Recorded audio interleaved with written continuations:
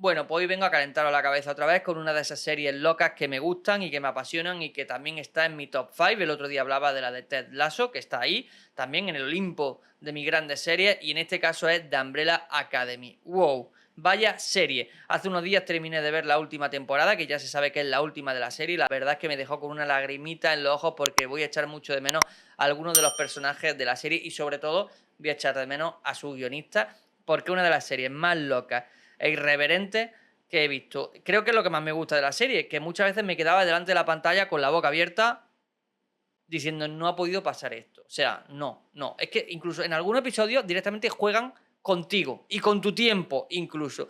Y bueno, la sigues viendo porque la verdad es que te gusta ese puto tan gamberro que tiene la serie. El punto de partida de la serie es de ciencia ficción o de fantasía o de como se quiera, a mí me encantó y es que de repente empieza a haber embarazos espontáneos en la Tierra, en distintos puntos de la Tierra, y esos embarazos espontáneos también son rápidos. Quiero decir, la mujer está en el metro tranquilamente, va a su casa, ya no está embarazada y de repente tiene el bombo así y pare.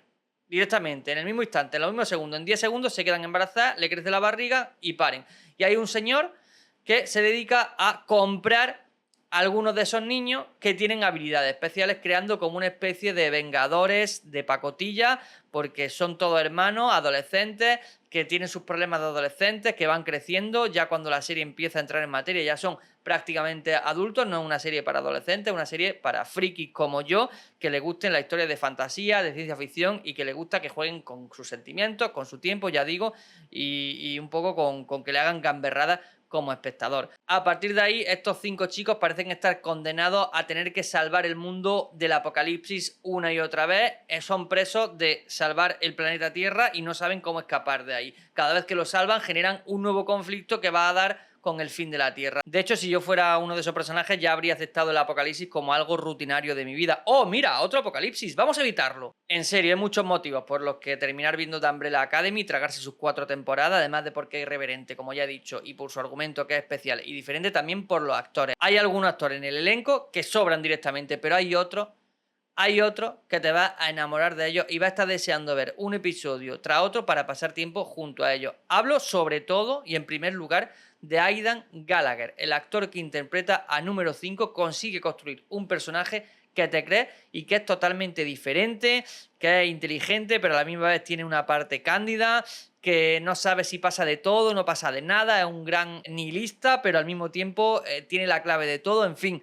Es un personaje que merece mucho la pena y del que te acaba encariñando y del personaje y del actor, porque la verdad es que acaba traspasando la pantalla y siempre va a querer buscar más sobre la trayectoria de este actor, que ni siquiera es actor, creo que es cantante y de vez en cuando se dedica a la actuación, pero la verdad es que The Umbrella Academy es el personaje que sostiene el peso de la historia y la verdad lo sostiene con mucha decencia. Y luego tenemos también a Elliot Page, que me cuesta trabajo todavía pensar en su nombre porque era la actriz Ellen Page, que ahora es Elliot Page porque en la vida real inició una transición de chica a chico. Pues bien, la serie es tan sumamente loquísima que el personaje de Elliot Page empieza siendo una chica y acaba siendo un chico. Es decir, Ellen Page, la chica, realiza su transición al mismo tiempo que lo hacía en la vida real, lo estaba haciendo en la serie de The Umbrella Academy. Así de loca está esta puta serie. Como digo, son 4 temporadas que mantienen la tensión. Es verdad que la tercera temporada para mí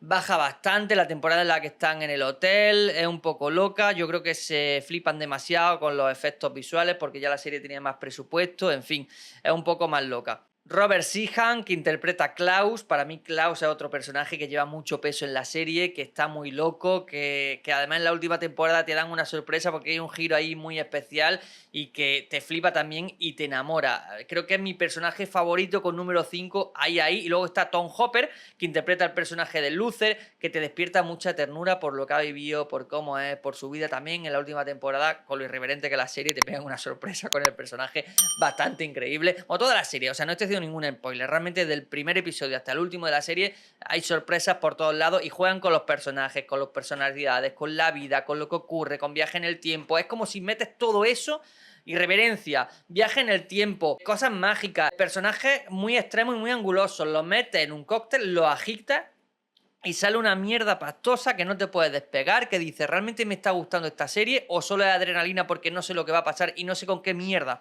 me van a sorprender en los últimos o en los próximos 5 minutos?